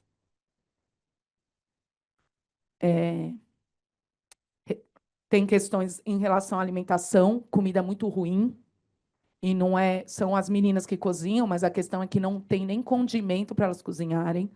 A cozinha é cheia de rato. E muitas vezes essas situações de falta de higiene, muitas saem com feridas no corpo, furúnculos. E a gente teve a notícia de uma mulher que perdeu alguns dedos no trabalho na cozinha, no CPP do Butantã. Tá? Nós estamos falando de São Paulo, capital. Eu devo fazer um parênteses aqui que elas estavam aqui no Carandiru. Houve um megabonde há um ano, porque fugiram 7 homens do Butantã e eles acharam que era mais seguro deixar as mulheres no Butantã, que é mais difícil de fugir, mulher de fugir. E aí trouxeram os homens para a penitenciária feminina da capital, que era no Carandiru, e hoje ela é só uma penitenciária da capital. Ou seja, essas mulheres foram colocadas num lugar muito mais longe, de difícil acesso para as famílias, muito difícil para a gente, para os coletivos que acolhem na saidinha, toda a logística. Uma coisa é você estar do lado do metrô, outra coisa é você estar na beira da Raposo Tavares. Enfim. E aí, na última saidinha, que foi dia 17 de setembro, a gente foi informada da demora de transferir o pecúlio, que é o dinheiro das meninas que trabalham. Cerca de 3 meses, ministro, para vir um pecúlio da PE aqui em Santana para Raposo Tavares, porque 18 quilômetros dentro da capital, eu ainda brinquei, precisa pegar um navio da China, passar por aduanas e tal, por isso que demora. Porque não há, ao meu ver, o porquê demorar 3 meses para vir um cheque de um trabalho que elas têm direito. Então, é o que eu digo, é incompreensível que, com tantos avanços tecnológicos, demore-se quase 3 meses para que um dinheiro seja transferido a 18 quilômetros de distância, sendo que o dinheiro, todo mundo sabe que não é físico, né? E, mais uma vez, nosso apelo para que as pessoas que têm o benefício da saidinha recebam dinheiro da passagem ou possam, ao menos, pegar o transporte público com o salvo-conduto, embora essa segunda opção possa ser mais estigmatizante. Porque é isso, essas pessoas saem sem nada. Quando sai com cheque, onde elas vão trocar o cheque? No Carandiru até dava para trocar o cheque. Mas no Butantã, o banco mais próximo é meia hora de caminhada. Imagina uma mulher que está há 12 anos presa, sem ver a rua, 12 anos. Elas saem tremendo, elas saem gaguejando, elas saem com medo de tudo. Elas estão num lugar que elas não fazem ideia de como elas chegaram, e aí elas ainda têm que procurar um banco, porque a secretaria não dá R$ 20 para elas pegarem o ônibus para voltar para casa. Se as pessoas estão sob tutela do Estado e a saída temporária é um direito, por que não tem essa volta custeada pelo Estado? E tem outras questões também, como, por exemplo, hoje a gente vê a multiplicação que se chama empreendedorismo carcerário, que as famílias acabam, como a vida delas acaba orbitando em torno da prisão, elas criam negócios, e tem o moda SAP, né, que é a moda presídio, que são as roupas que os presídios deixam entrar. Tem alguns presídios que têm umas proibições bem absurdas, que a gente entende apenas como um mero exercício de poder. Mas, dentre essas roupas que elas vendem, elas, eu digo porque, em geral, são mães e companheiras de pessoas que foram presas, é a própria roupa que a pessoa usa dentro do presídio. Mas não é o Estado que tem que fornecer?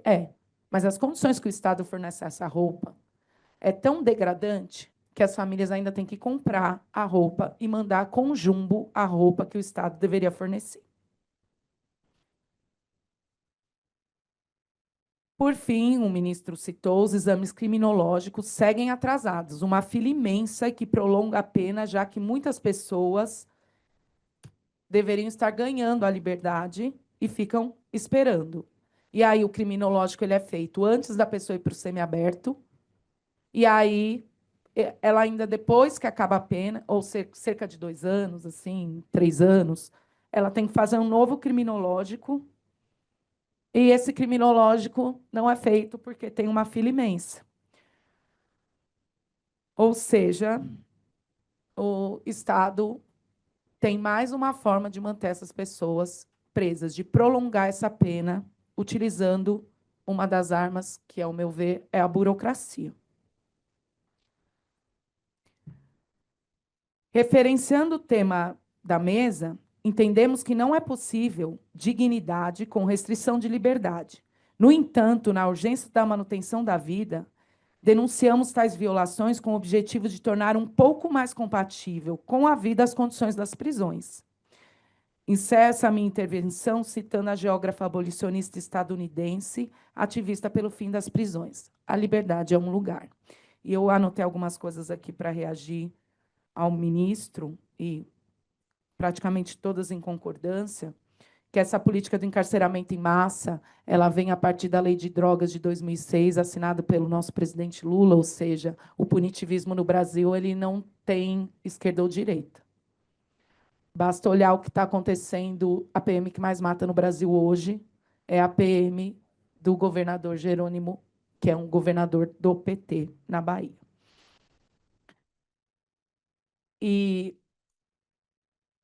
quando a gente fala em desencarcerar, as pessoas ficam muito assustadas. Assim, é muito difícil imaginar um mundo sem prisões. Mas já existiu esse mundo. É bastante possível. Então, assim, como passos, a gente pode falar, também o ministro citou isso, houve agora a resolução de descriminalizar, né, o uso, o porte de maconha, 40 gramas, e aí teria um mutirão de desencarceramento aí em curso, mas está muito lento para desencarcerar as pessoas que foram presas com menos de 40 gramas de maconha. E a gente também vê isso que o ministro falou, dos crimes de menor potencial ofensivo, que poderiam também ser desencarcerados e ser colocados em outras formas de, não vou dizer punição, mas de resolução, de tentativa de colocar essas pessoas de novo para circular como pessoas sem esse rótulo de ex-presidiárias. Minha discordância ela vai na questão de ser um despreparo da justiça, e eu acredito que isso seja um projeto mesmo de gestão dos corpos, predominantemente os corpos negros e periféricos. E aí a gente vê também, em questão da droga, o ministro falou do metanol, por que tem esse olhar de preocupação de saúde pública com o uso da droga álcool e o metanol, e não tem com o uso de outras drogas? Né? Porque a gente ainda tem um olhar muito moralizante em relação a outras drogas, inclusive maconha, que é uma planta. Né? No nosso grupo de estudos da USP, orientado pela professora Vera Teles, a gente está se debruçando sobre as tramas institucionais e a maquinaria punitiva. Então, a partir de pequenos casos, vai sair esse dossiê até o começo do ano, que uma colega, Paula Pagliari, ela diz no artigo dela, ela faz um rastro de como alguém que roubou um pedaço de queijo vai parar no STF. Porque é isso. Esses pequenos ilegalismos, esses pequenos crimes que vão parar no STF, muitas vezes a pessoa é presa, ela fica presa 5 dias, e aí o juiz entende que isso prova que ela é pobre, porque ela não tem R$400, sei lá, R$500, R$1.000 para pagar de fiança. Então, ela ficou presa 5 dias, provou que ela é pobre mesmo e solta. Outra questão é a questão da atitude suspeita, que no Brasil não tem atitude suspeita, tem cor de pele e local suspeito. Como diz o rapper Emicida, existe a pele alva e a pele alvo. Então, a gente também entende essa questão, por exemplo, da segurança preditiva, como o uso de câmeras pela cidade, Smart Sampa, ela tem já um olhar diferenciado para certas regiões. E a gente sabe que hoje nós vimos, né, recentemente, a criminalidade acontecendo na Faria Lima.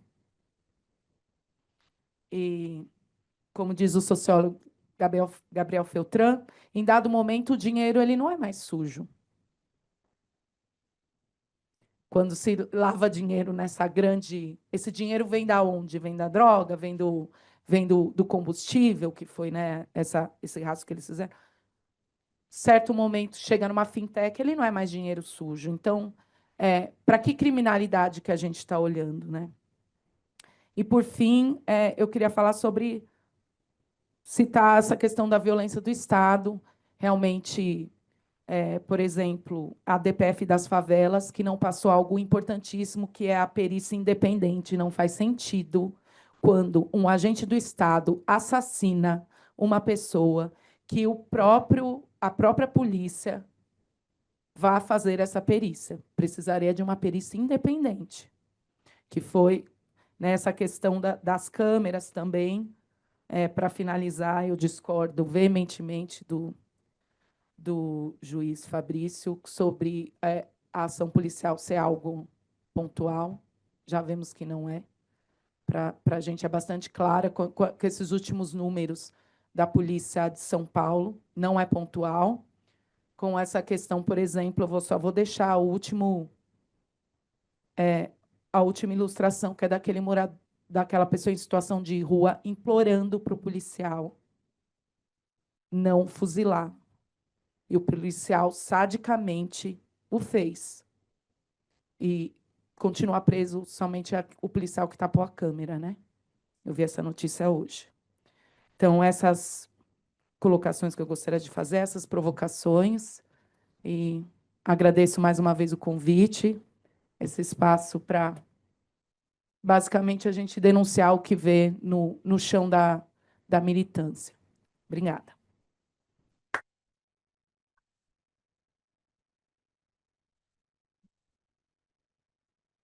Muito obrigado. Muito obrigado, Flávia.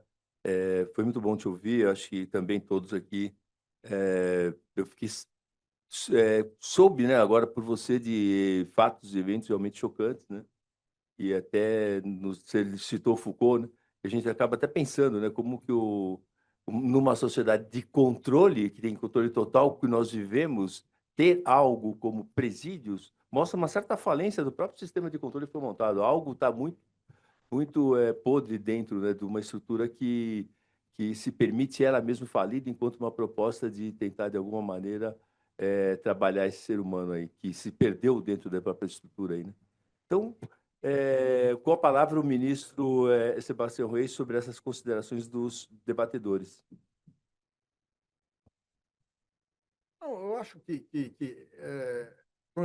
como eu disse logo no início, é um problema que nós enfrentamos, é um problema muito complexo, né? Nós vamos ter uma dificuldade de achar a sua origem. A sua origem vem ao longo dos anos, cada vez com um novo viés, alguma nova circunstância, e as soluções são soluções. Quem dera a gente tivesse uma varinha de condão para dar uma solução única. O doutor Fabrício acabou concordando, por mais que eu tenha falado em fazer um contraponto, mas com algumas observações que eu fiz. Ou seja, quando o senhor falou da dificuldade da polícia no interior, ou seja, é a falta de estrutura, né, que a gente sabe muito bem disso. O senhor citou o exemplo do maior controle. É evidente, eu tenho uma dificuldade, eu acho que o problema da tornozeleira, do monitoramento, você não tem um controle efetivo de saber onde a pessoa está.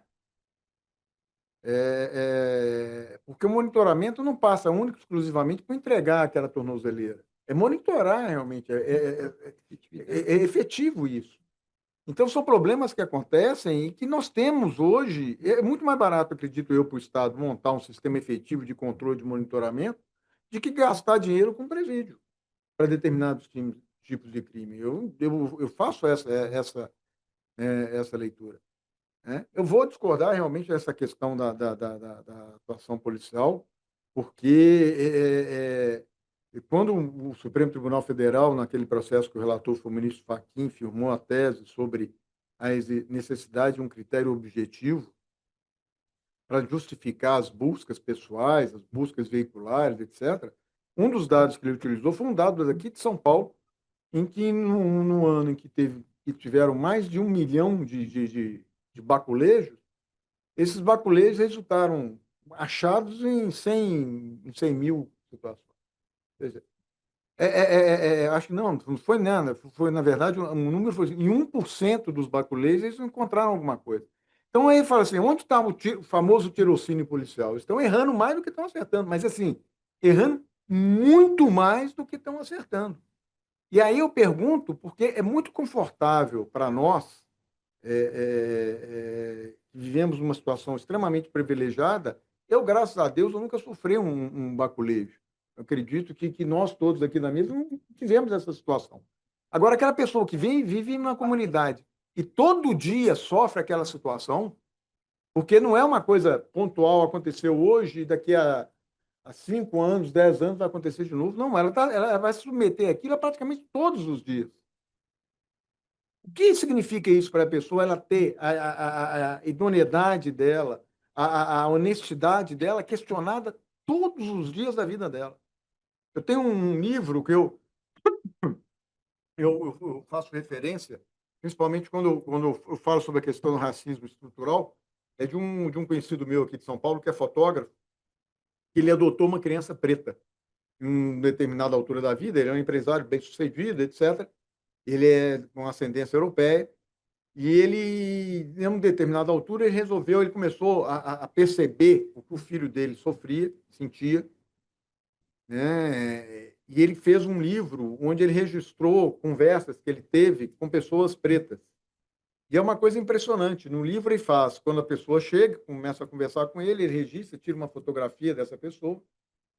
Normalmente a pessoa está sorridente, alegre, feliz, e depois conversa meia hora, uma hora com essa pessoa começa a relatar tudo aquilo que ela já sofreu ao longo da vida, e depois ela apresenta, ele vai e registra novamente as pessoas. E a transformação é uma coisa assim de chocar. O livro traz não só esses registros, como alguns depoimentos. E um dos depoimentos que mais me incomodaram foi de uma menina preta, que é assistente social, dizendo que um dos momentos que mais marcou na vida, ela estava subindo a comunidade de moto, na garupa da moto da mãe, e ela foi parada, simplesmente do nada, para sofrer um baculejo. Então a pergunta é: tudo bem, agora, se eu tivesse que isso fosse alguma coisa realmente efetiva, que tivesse um impacto na criminalidade, no combate às drogas, que isso significasse uma repressão, uma diminuição no tráfico, eu posso até, assim, vamos lá, é um sacrifício pessoal. Mas a partir do momento que eu percebo que esse tipo de ação é um nada dentro do contexto, porque nós sabemos muito bem que o que vai combater a criminalidade é isso que foi feito agora há pouco tempo. São as grandes operações, onde você vai pegar o dinheiro, onde você vai identificar os chefes, os líderes, as grandes organizações. Não vai ser pegando aquele menino que faz o trenzinho, que solta o foguete, que leva a droga daqui para lá com 10, 15 gramas, leva para cá, faz o. Não é isso que vai resolver a criminalidade. Então, o problema quando eu falo dessa questão da busca pessoal, tudo, é justamente isso. Ou seja, vamos botar numa balança. Ela é mais produtiva, ela está tendo um resultado realmente positivo de impacto no combate à criminalidade, a ponto de justificar esse desconforto que vai causar para aquelas pessoas que sofrem essa ação, muitas vezes 1, 2, 3, 4, 5, 6, 20 vezes durante a vida. É isso que nós temos que pensar. Eu acho que é colocar isso na balança.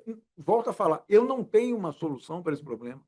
Eu quero acreditar na boa-fé policial, eu quero acreditar que realmente há um tirocínio. É claro que o policial que está na rua todos os dias, ele vai conhecer determinadas situações, ele vai perceber em determinadas situações que alguma coisa de errado está acontecendo lá. E o fato dele ter um percentual de sucesso nessas abordagens tão pequeno, não quer dizer que o tirocínio dele não se justificasse naquela situação. A gente sabe, ou seja, você está tratando com pessoas que têm subterfúgio. Ela pode desaparecer com a droga, ela acabou de vender lá atrás, ou seja, uma série de situações. A gente sabe que isso pode acontecer.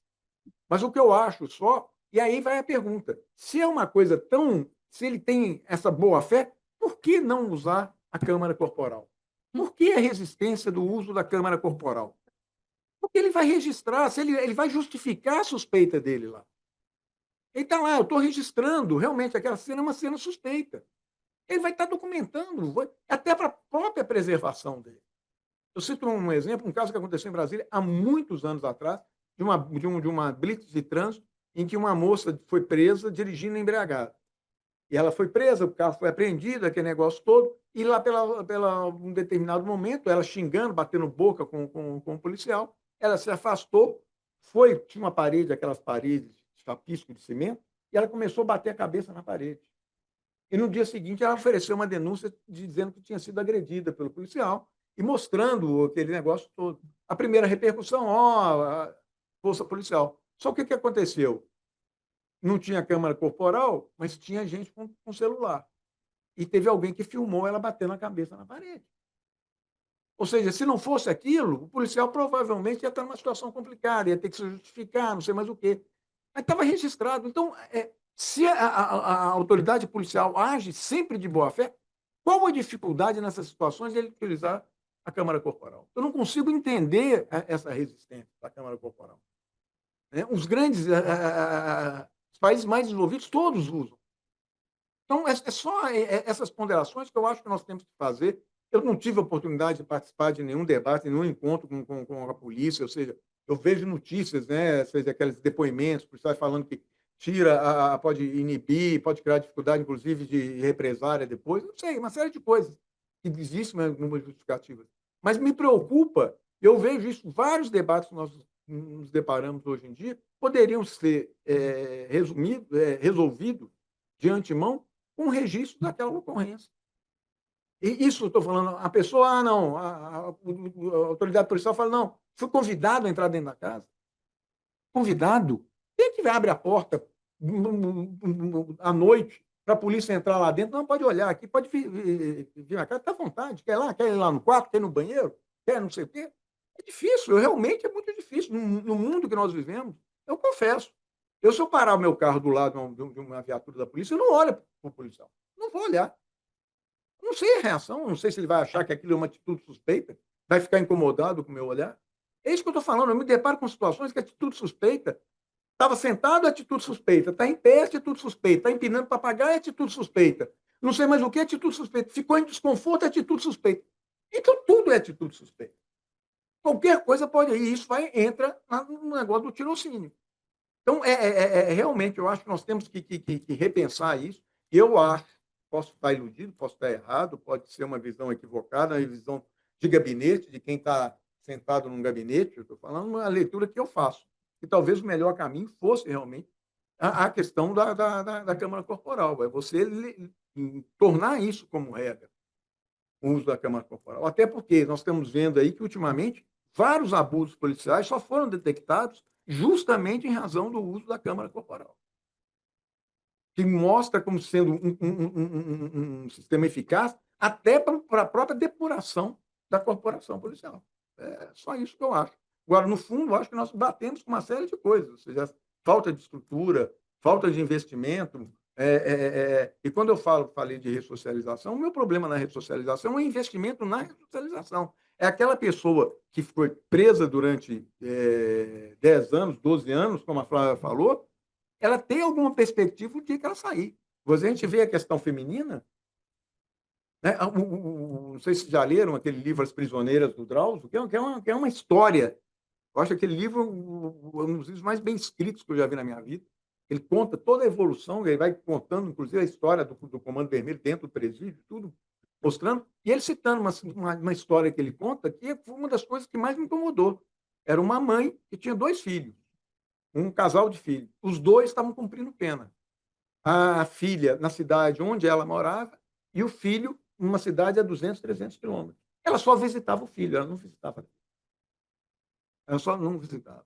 Então, a gente pensa, agora, essa pessoa, se você não fizer um investimento na ressocialização dela, qual vai ser a perspectiva que ela vai ter? É só isso, ou seja, não adianta, ela vai sair. Ainda mais essa criminalidade pequena. Ela é presa, sai. Daqui a 1 ano, 2 anos, ela vai sair. Se você não preparar, não der condições, ela vai voltar e vai ser uma criminosa muito pior do que ela era. Ministro, deixa eu só fazer uma observação disso da ressocialização. Desculpa, sei lá, quebrar o protocolo, mas pensando que a saída temporária, ela tem como um dos objetivos a ressocialização. E a partir, as pessoas que foram presas depois da aprovação, que o presidente Lula, infelizmente, só vetou algumas coisas, mas não vetou essa questão do crime hediondo, e tráfico de drogas entra em crime hediondo, né? Então, a maioria das mulheres estão presas por isso, elas não vão ter nem mais o direito da saidinha. Ou seja, a mínima coisa que é uma pessoa, e aos poucos voltando para a sociedade, porque, acreditem, é muito mais traumatizante para elas do que para quem está fora. Se você for olhar o número de pessoas que comete crime na saidinha, é muito baixo.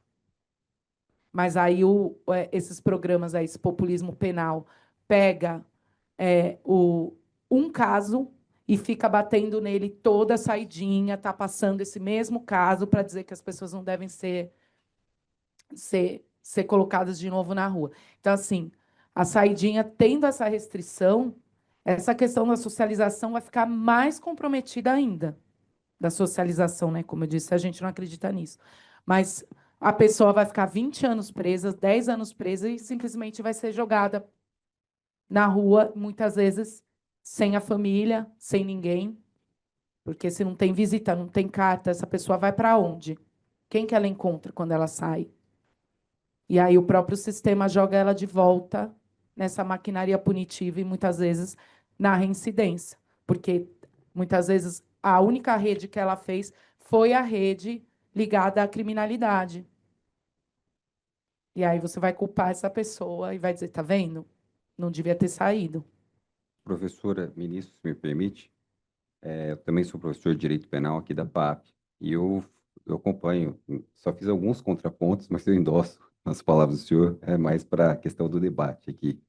Mas é a pergunta que eu faço para os alunos de Direito Penal. Uma vez você coloca dentro do sistema prisional, você quer, como membro da sociedade, que a pessoa que lá entrou saia no mínimo igual ou melhor de lá. Se sair de pior, a gente está fazendo uma fábrica de piorar a sociedade. Então, sempre esse é um dos objetivos da prisão, né? Tem que sair no mínimo igual para melhor. Não é o que a gente observa mesmo. A pessoa entra lá com conforto, passa um tempo, já vai no roubo, já se une a organizações criminosas. Como o senhor bem pontuou, é isso mesmo que tem sido um problema no país, são as organizações criminosas. Aí a pessoa entra lá com delito médio ou menor e acaba se integrando até por uma questão de sobrevivência, como o senhor bem pontuou. Agora, só esclarecendo a nossa pesquisadora, a senhora falou de crimes de menor potencial ofensivo, essa é da minha competência aqui de São Paulo. São os crimes apenados que a pena máxima, a gente tem no preceito secundário da norma, a pena mínima é a pena máxima. Quando a pena máxima está no teto de 2 anos, é o que a gente considera como crimes de menor potencial ofensivo. É a vara que eu cuido aqui de São Paulo, são só 2 juízes para São Paulo inteiro. Então, essa é a vara. E a senhora falou, não devia ter prisão para crimes de menor potencial ofensivo. Então, eu falo de experiência própria da maior vara desse aspecto no país, que nós temos 8.000 casos e só um preso de 8.000 casos de crimes de menor potencial ofensivo. Então, isso não é o problema nosso de menor potencial ofensivo estar dentro de um presídio. Isso não temos esse tipo de problema, que os crimes de menor potencial ofensivo não cabe, em geral, prisão desse tipo. As prisões flagrantes, prisão flagrante não cabe, a prisão preventiva há uma discussão, inclusive, se tem que preencher o requisito do 313.1, mas no nosso caso é uma prisão preventiva, e aí sim, as prisões por condenação, a pessoa de crime de menor potencial ofensivo, ela tem diversas janelas. A primeira janela, se for um crime de ação pública condicionada à representação, ela tem o direito de fazer o acordo com a própria vítima. A segunda janela é a própria transação penal. Então, a pessoa pratica de novo o delito, ela tem direito a uma transação penal. Depois da transação penal, caso ela avance ou já tenha usado a transação penal no espaço de 5 anos, ela tem direito a uma terceira hipótese, que é a suspensão condicional do processo.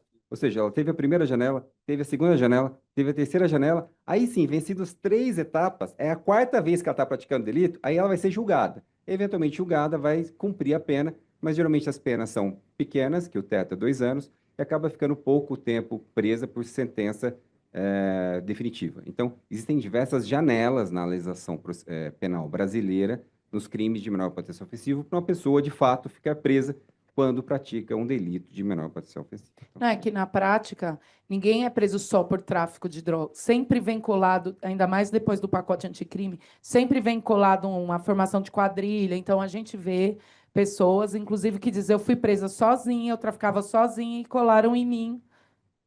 Apareceu que eu tenho tráfico, que eu sou formação de quadrilha, porque a gente vê que muitas pessoas têm como uma forma de sobrevivência essa questão da droga. Mas Então, a gente tem, viu? Desculpa, professor, mas aí a gente tem que acreditar na justiça e no juiz que está fazendo o trabalho, né? As pessoas, quando são presas, falam bastante coisas também, muitas mas o vezes problema foi isso teatro da justamente realidade. o que o ministro falou, né? Essa questão do policial. O que que é suspeito? Está sentado é suspeito, está em pé é suspeito, tá? Como o ministro falou, empilando pipa é suspeito. Então, assim, essa fé somente na palavra do agente público, que esse é o grande problema dessa lei antidrogas de 2006, porque quem decide quem é traficante e quem não é o agente de segurança pública. E eu já disse isso aqui nessa mesa, eu tenho certeza, quase que absoluta, que se eu for pega com droga, eu vou ser usuária. Mas a minha amiga, tenho muitos amigos que são pretos e pretas, eles não vão ser presos. Como a minha amiga, ela dizia isso, olha, se tem alguém comigo com droga, fumando maconha, alguém branco, eu não fumo, mas eu vou ser presa, vão falar que eu que vendi. Quem disse que não? Então, é exatamente esse ponto. A letra fria da lei, o Carlos Drummond de Andrade tem um poema que diz: os lírios não nascem da lei. Na letra fria é isso. Mas, na prática, eu já vi mulher cega, completamente cega, que estava presa, porque foi ela que atirou.